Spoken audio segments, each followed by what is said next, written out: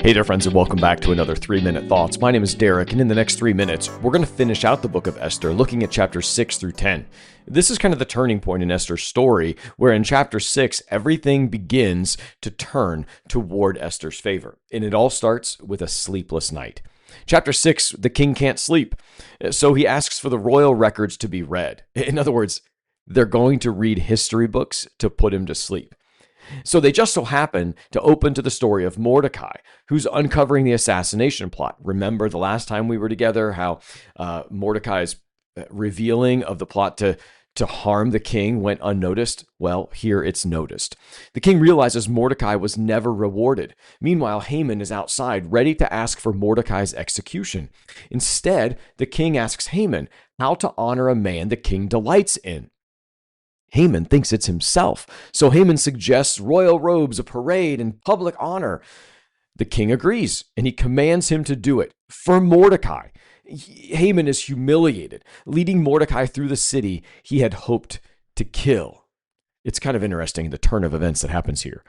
Chapter 7, Esther hosts her second banquet. This time, when the king presses her for her request, she reveals Haman's plot against her people.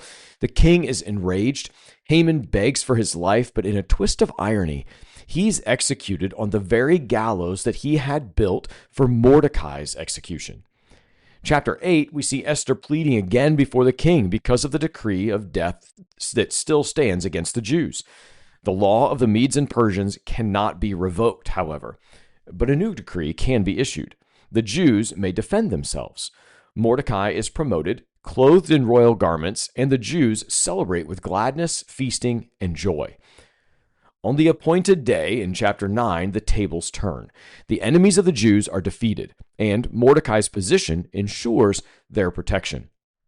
To remember this great reversal, the festival of Purim is established. It's an annual celebration of God's deliverance. Chapter 10 closes the book out with a quick summary. Mordecai is second in command to the king, great among the Jews, and one who sought the welfare of his people and spoke peace to them all. So what are some things we can learn from Esther's book, the story of Esther? First of all, we find that God is the master of reversals. Something as simple as a sleepless night, a chance reading of history, and a proud man's assumptions, God can weave all of it together to deliver his people. What the enemy meant for harm, God turned for good. Another one is that God honors faithfulness.